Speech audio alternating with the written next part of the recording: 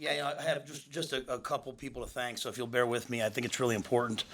Today for me at least is always a day of gratitude. To me, it starts with all the young men who've made the decision to sign with us, both the guys who signed scholarships, the guys who are coming as walk-ons. Julie and I, as two parents that have a son finishing his senior year in Charlotte, who's decided to come to Nebraska and be a freshman next year. This signing class for us, it probably means more than ever has. And so we understand that when you're going through this process, knowing that they're in a safe place with good people, it just matters so much. And so very grateful to the parents, the guardians, the high school coaches, the mentors, everyone who've led these young men to these decisions. And I'm grateful for all the players that they've entrusted their future to us. I believe that they've all come here for the right reasons, and I'm excited to kind of be a part of their future. Grateful to our staff. Obviously you guys see the 10 full-time coaches that go on the road, but we have an army of people who evaluate and help make this process run. Everything from, making sure that business expenses get done to flights are on time to identifying the best players. And, this is when people come to see us, I think they walk away feeling like there's a cohesive vision, that there's sort of a family feel here, and it's because we all do believe in the same things. And so very grateful to our coaches and our staff, and especially their families. This is hard. There's a lot of time that puts into this, and our coaches and staff, their families, do a lot. Very grateful to Trev and our entire administration. You can't recruit at this level without an investment and a belief that it's going to pay off. And so very grateful for the way that they've laid this out for us, where we can be successful. A lot of people in Lincoln, a lot of vendors, a lot of hotels, they go out of their way to make sure that we have an unbelievable process. I think one of the crown jewels, one of the key recruiters for us is the city of Lincoln. I think when people come here, they're blown away. And so when we can put them at the Kindler Hotel, when we can show them the Scarlet Hotel, when we can take them to eat at JTK or Casa Bovina or all the different places that we utilize, to me, it makes coming to Nebraska that much more real, and so I'm grateful. Our fans, as we all know, our fan base is second to none, and it's something that I think our families they feel. It's hard to send your kid from Florida to Nebraska. It's hard to send your kid from all across the country, and one of the major questions I get is, Coach, how's my son going to be treated here? And when people come on visits, when they get in the airport, or when they walk into a game, they feel so welcome. They feel so welcome for the right reasons that it makes it that much easier to send their kids here. And so for that, I'm unbelievably grateful. I want to thank a lot of former players. Too many to name, but just the way that they've reached out and sent names in. I'm just really proud of the fact that there's 6 players who are legacies. Really proud of the fact that we have one player whose brother's on the team. One player, Eric Ingerson, whose uncle's played here. The fact that Nebraska means that much to them, and that they believe in what we're doing, that they want to send their sons here. I have to thank Coach Osborne, one of our best recruiters. Put someone in a room with Coach Osborne and then give me the credit. I'll take that all day, but it's really Coach. I want to thank Governor Pillen. Not very often that the governor is willing to not recruit but build relationships and tell people what life is like here. So very grateful to him. Some specific former players that have really gone out of their way. Abdul Muhammad has really laid the groundwork for us as we want to recruit this state. Really proud of the fact that we have 8 scholarship kids from Nebraska for the second year in a row. I want to thank Rashawn Jackson and Steve Warren and Damon Benning and many others, without whom I wouldn't have some of the names that I've gotten, and I'm really grateful for that. I want to thank Tommy Frazier and Eric Crouch, being willing to come on campus and meet with players. Jay Foreman, Doak Ostergaard, those guys have gone way out of their way, and so many others have done a lot, but I want to make sure I thank them. And then finally, I think this is really indicative, having this type of signing class is indicative of what's happening in our athletic department. When your women's soccer team is Big Ten champs, when you see what the basketball team is doing, it might not seem like a lot, but you're trying to find things to talk about with guys, and you're talking about, hey, did you see us beat Michigan State, or taking the Dylan Raiolo and going over and watching, Jazz score 25 the other on Sunday. I mean, those things matter. On a personal note, I want to thank Coach Cook and our women's volleyball team. What they did this year was awesome. And for Coach Cook to do that with such a young team, I know it's brought my family and I closer.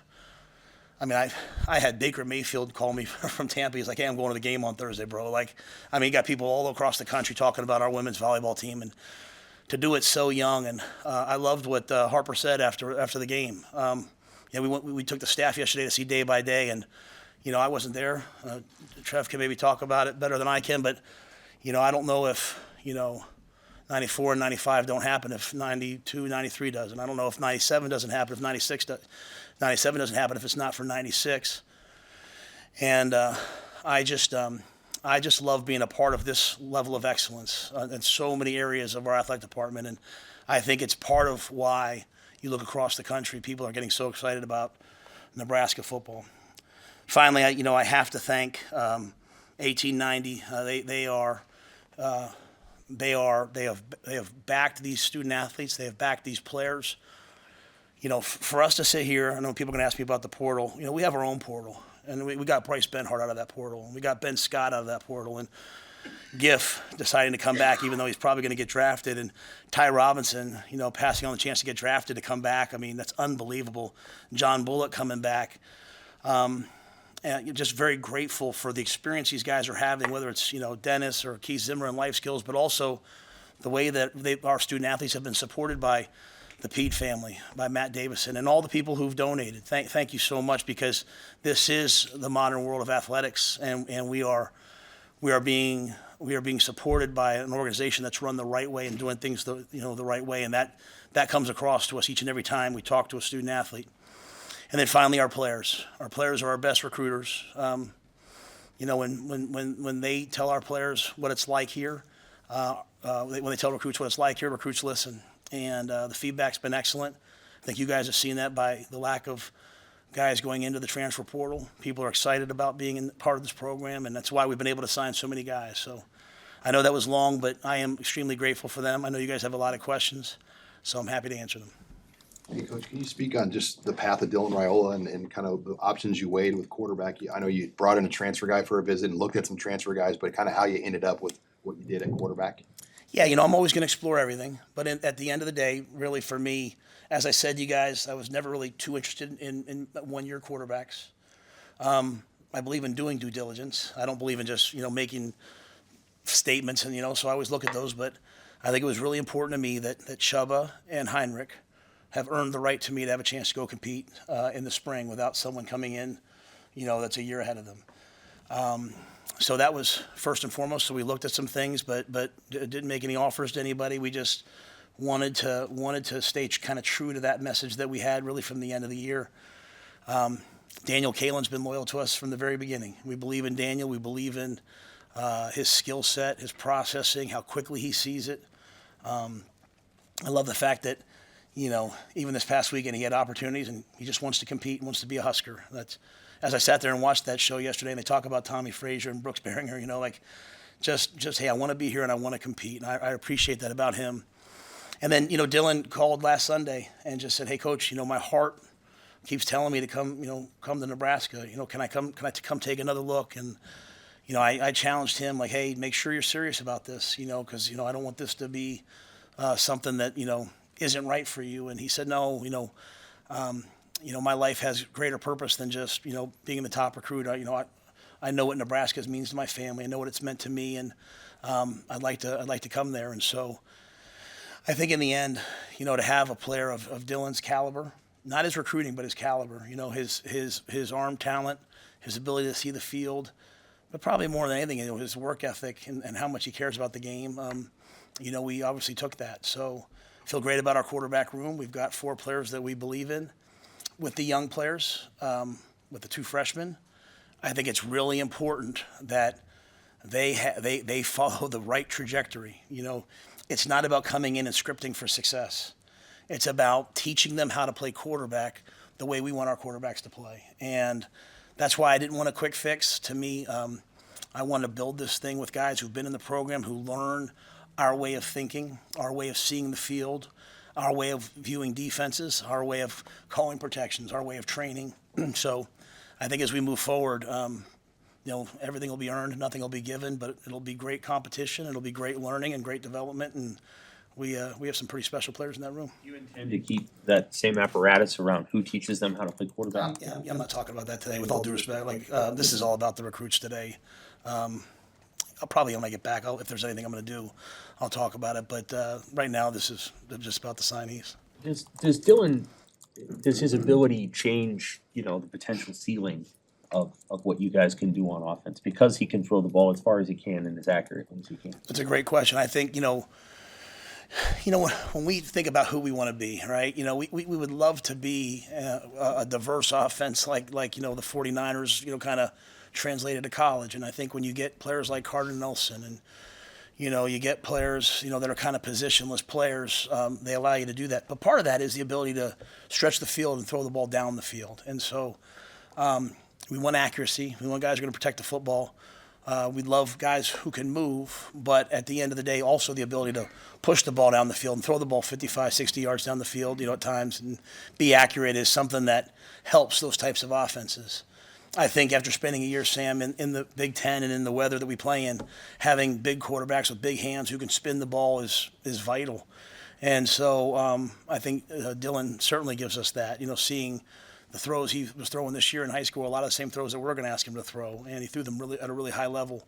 I had a chance to see him throw live last year as he practiced in high school, and so he's got arm talent, that not many people have. But again, this game comes down to way more than just arm talent. So to us, it's about just teaching him the way that we see things, the way we process things, so that he can play fast and play free. And it's the same thing we'll do with Daniel, and the same thing we'll continue to do with Heinrich and Chuba. What about intangibles, Dylan Raiola? What do you see in intangibles wise? Well, it's hard for me to sit here and talk very much about a lot of these guys when, I've met them 3 times and 4 times. So a lot of it is secondhand. What I will say is, any time in my past that I've had a chance to take a quarterback or take a player whose dad played, they usually understand. Usually they've grown up in a house where dad's been harder on them than they have been. When I was in the NFL, we drafted J.C. Horn, and talking about a first-round pick. Well, his dad, Joe Horn, was one of the great players to play the game. He probably grew up after every game being told, "Yeah, you did that great, but." So, I think that Dylan probably has a lot of intangibles that I haven't met yet. What I've loved about Dylan is he loves football. He loves to talk football. He's unbelievably kind. You watch him at the basketball game the other day. He's taking pictures with kids, and not in a selfish way, but in a caring way. It's the same intangibles I see with a lot of the guys that we have. We want to recruit really good people who love football. This is not a, hey, what's in it for me type place. You've got to come here wanting to be great at football, wanting to be great in the community, and wanting to be great in school. And your parents have to want that. You have to want that. I see all that from Dylan. And again, to me, it's just the beginning of a journey. This is not the end. This is the very, very, very beginning. And that's really, kind of my message to all the players is this is not a culmination. This is the start of something. So just take it day by day. Hey, Matt, what was last week like for you and your staff from in managing things at this quarterback position from the beginning and hearing from the Raiola family that they were again interested and at the time talking to a transfer or multiple transfers and then managing the situation with Kalen? Just how did you navigate all of that? Yeah, I think we try to be as honest as possible. As things come, you're talking in real time. I'm never going to apologize for bringing in good players, and I'm never going to apologize for bringing in competition. We live in a day and age now where everyone's trying to find the best situation. I think you should try to find the place where you can get developed the best, because no one knows how things are going to work out.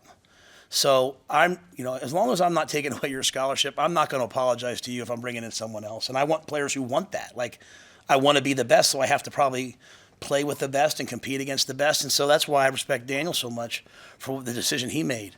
Obviously the thing with Dylan happened, and it was really honest and transparent. In terms of like transfer players and things like that, sometimes you have to have difficult conversations.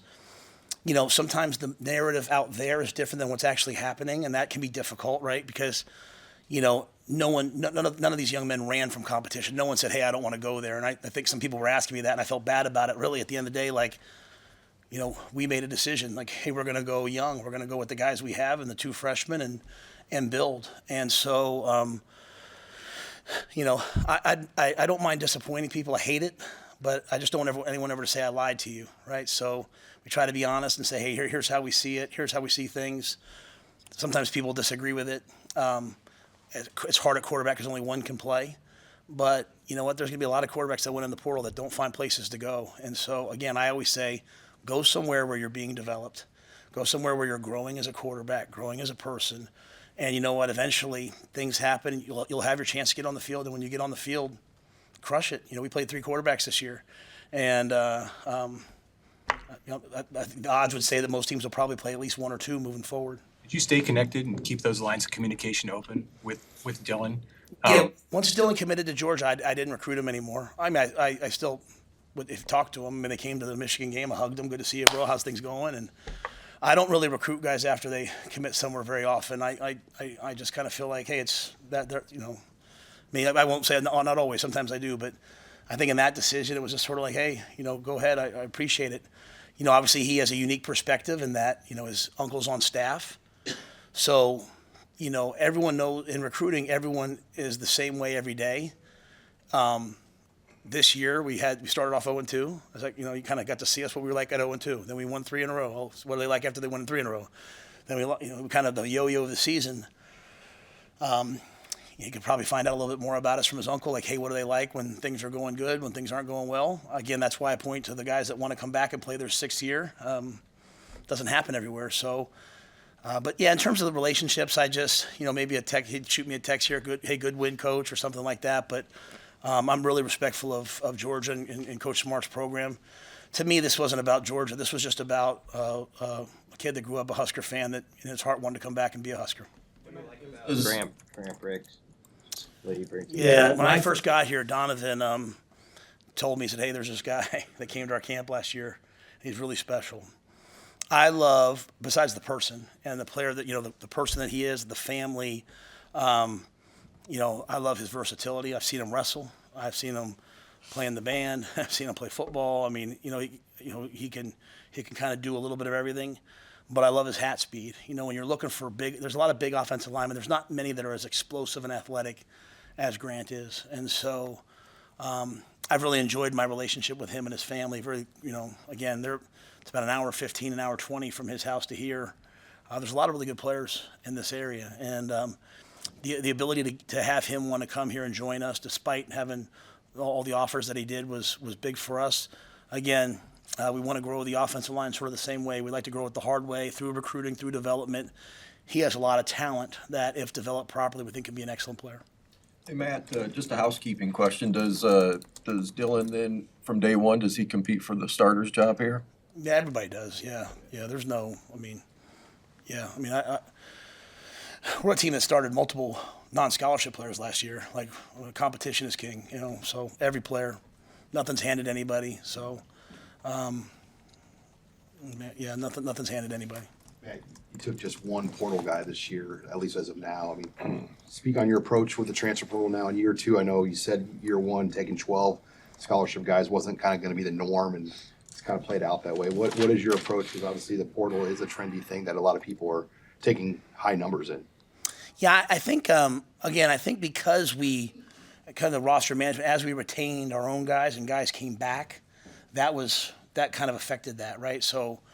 If Bryce Benhart and Ben Scott, two I think honorable mention all Big Ten players, I think that's if they went in the portal right now, they would be getting top everything, right? They get top NI, people would be fighting for them. So when they wanted to come back, I think that kind of alleviated sort of the, hey, let's go, find an older player. Obviously we visited 1 or 2 guys. The portal's still open, so things could change, but. Bly was a unique deal to us. Like, we really saw, that 6'3" corner that can run. Dad's an NFL player. Mom's a great athlete. We think he has years to develop, in our system and can be a really good player. So we'll recruit a couple more guys, I'm sure, but a lot of it's just our numbers. We've recruited a lot of high school kids the last 2 years, and that was important to me to have this strong base of high school players, not knowing how many we would lose. Well, we really haven't lost very many guys, and so. This will be a smaller class, I'm assuming, this year, coming in this next high school recruiting class. But again, I'm not against the portal at all. I just, when everyone comes here, I want them coming here for the right reasons and to fill a role and have a vision. And we have a vision for Bly. You know, we might have one for one or two other ones as we move forward. Hey, you guys, I think you added 4 players from maybe 5 from the city of Miami or the Miami area. Who's doing your recruiting down there for you? Like, who do you want to kind of give a shout out to for not just, flipping the players, but also kind of doing the groundwork and finding those guys? Yeah, I think obviously Coop is the one who goes down, and Evan's an excellent recruiter, and he's from Miami, and people know him. Phil Simpson, sort of, Phil played for me 100 years ago and was a really successful high school coach in Miami, and so as we go down into Dade County, their experience here speaks volumes to people. When they speak, people listen, and the guys on our team. So when they come up and they see, Dwight Boodle, or they're talking to those guys and they're having a good experience, and they're like, those guys that flipped today, like they came in last weekend. It was 26 degrees. There's no tricks. There's no gimmicks. Like I'm like, hey, walk around now, bro. This is what it feels like. And but they recognize real and they recognize what's transparent and they're coming for the right reasons and. So that was a big day for us today, to get a player of, Willis McGahee's talent and ability level and the way his brain works and an unbelievable family and, to get Amari, to get Larry, to have Vincent just kind of flip over now. I mean, those things are all really big things for us. Coach, when it comes to recruiting in state, I mean, what was sort of your reaction, the staff's reaction to how you guys were received when you would go to a high school in Omaha, you'd go to Ainsworth and recruit somebody? I mean, what was the reaction like for you guys? Oh, I mean, people have been unbelievable. I mean, since the day we got here. I mean, we go to a clinic, people are there. I mean, I think the high school football here is really, really strong. You think about it, we signed. I'm doing some national shows, and they're like, "Well, you signed 8 guys." I mean, Notre Dame signed a player out of here too. Illinois signed a player out of here. So it's not like we got every one. It's not like, there's 10, 11, 12 Division I players here. What I would say was really special to us this year was we took because of our camps, we have a lot of guys that we think are scholarship-worthy players that came as non-scholarship players. They turned down Division I offers to come here. So I think the high school coaches have been great. Hopefully our camps will continue to catch on. A lot of players thought like, hey, you have to be invited to come to the camp. No, we want everybody. Like I want by the time you're a senior that you've been coming to my camp since you were in 6th grade. And you know me and I know you and, this has been your dream. That's kind of our goal. As we've gone around the state, like you brought up Ainsworth, I've been there 3 times. I mean, we had the time of our lives on Saturday in Ainsworth. I mean, like just unbelievable people. I mean, went to the high school football game, the playoff game, a month ago. Just unbelievable people. So it's when you go to those towns and you meet those people and those little kids come up to you and you're not sure what they're going to say to you and the kid walks up and says, "I'm glad you ran a fake punt for once." So thanks, bro. So I mean, you just realize like, hey, like again, I say this a lot and that people probably go, we have such a responsibility to produce a winner because people are really counting on it. And so going back into those towns and those people reciprocating the feeling and welcoming us is awesome. And it makes recruiting Nebraska a lot of fun. On the topic of Ainsworth, Matt, Carter Nelson, what do you see his ceiling being, and how do you guys plan on using him? Because he played about everywhere. Yeah, when I talk about that, kind of that model of that San Francisco type model, college version of that, guys like Carter are imperative. You need positionless players. You go watch him play, he's playing quarterback, he's playing tailback, he's playing wide out, he's playing tight end. I told him, I said, we're going to hand him the ball like Walter Payton on 4th and 1 and let him dive over the top. See, I bet you guys didn't know I posted that the other day. Now you do. So, I said, hey, like that's our goal for him, a positionless player. And, we signed Ja'Cory Barney, and Ja'Cory's playing wide out, and also he's playing quarterback for his team. It's like, you know what, you get a bunch of guys who can do things with the ball, and you watch how the offense comes alive. And, we're kind of a positionless defense. We'd like to be a positionless offense. I think Carter has all the talent in the world, and I think it's really cool. And someone from Nebraska can go anywhere in the country they want. He could have today flipped to anywhere, and they would have taken him. And he wants to come here. I think it sends a great message. Matt, what did it take to get Bryant on board? My son? The best part is like I can't even say it. My wife will I'll get in trouble. Very fired up to have Bryant on board. Yeah, we really tried to get him. Said, hey, South Dakota State, Loras, some great schools, Wayne State. People, tried to get him. I want him to go live his own journey, but that summer in Selleck dorm, that month in that 3 weeks in Selleck, pranking coaches with Malachi and those guys, he was locked. He was in, so he's a solid commit. So. And Matt, you mentioned the legacy players. What can you say about the fathers of those players, the football players, former football players who were sending their sons here, and the trust that they had in you and your staff to have those kids be a part of this class? Yeah, I think what's really interesting is none of them were overly involved. You're talking to Dom Raiola, right? You're talking to Damon Benning. You're talking to Neil Smith.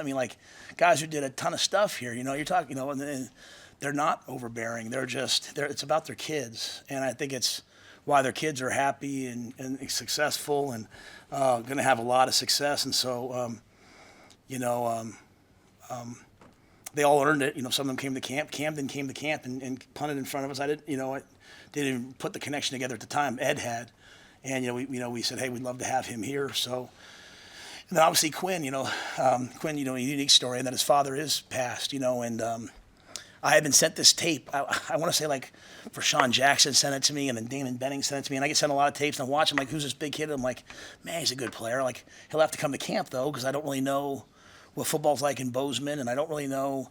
So he came to camp, and he runs the 40, and he's out there playing this, and he's playing that, and camp's over. I say, is your mom here? His mom's here, and we offered him on the field, just thought it was, if there was any way to incorporate his father into it, maybe doing it on Memorial, Stadium on the field would in some way honor him, and so a lot of really cool things. But again, the fact that they had such a good experience here, this place means so much to them that they want their sons to be here, I think is important. And also hopefully that they see some good things in us as a coaching staff, that we're doing it the right way, that, Damon's had a lot of a look into who we are and what we do, and obviously Kayla's mom, Tanya, played soccer here. So they've, when Mario Buford, when his parents say, yes, we're going to let him come there, and here's Keith, he's been through the adversity of an ACL, and, they want him to come play for us.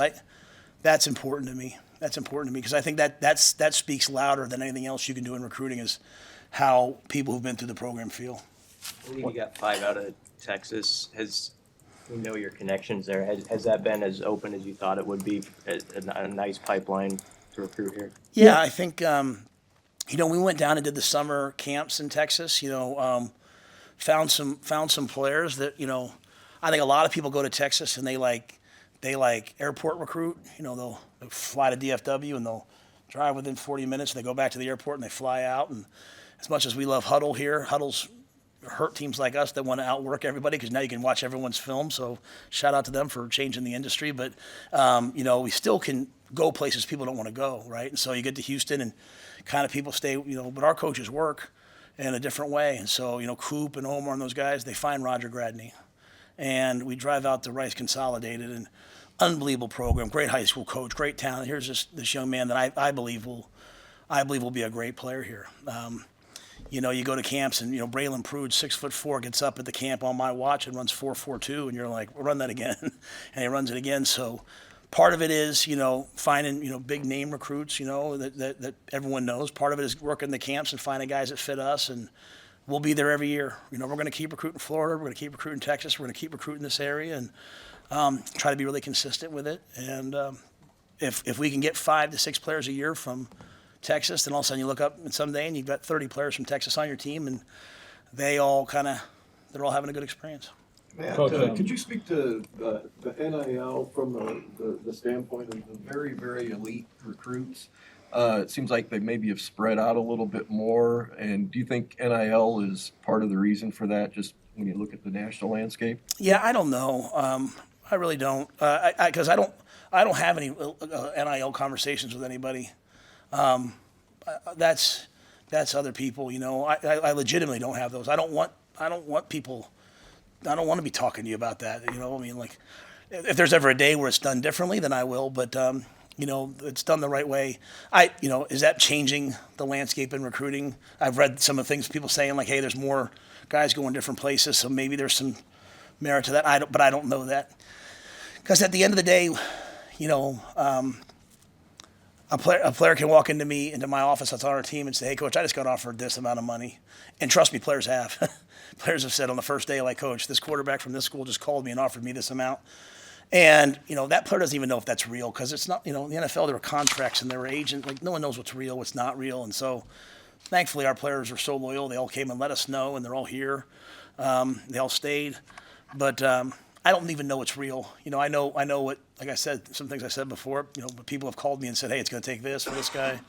Some of those numbers are out there. But the one thing in the NFL was if an agent told you, hey, Sam McEwen now, he's got, the Dolphins just offered me 3 years, 4.2, and then you found out later he signed for less and that agent lied to you, you'd never deal with that agent again. So everyone's very, very, very straight up, right? So seems like a good deal, Sam. So as I've said, there's just no system. So, but with all that being said, so I can't really comment too much. I don't have a great feel. I just know, probably some of the high-end guys are probably getting a lot of big numbers, and probably some things aren't as inflated as they say. And I'm looking forward to the day that this is all kind of just streamlined. So it's got a little bit more system to it. Obviously, Dylan's going to get a lot of attention, and rightfully so. But how would you, if you're talking to a colleague or whatever, and say, hey, describe your recruiting class of this deal? Yeah, I think I think that concept of a positionless player, I think is really something that we tried to focus on.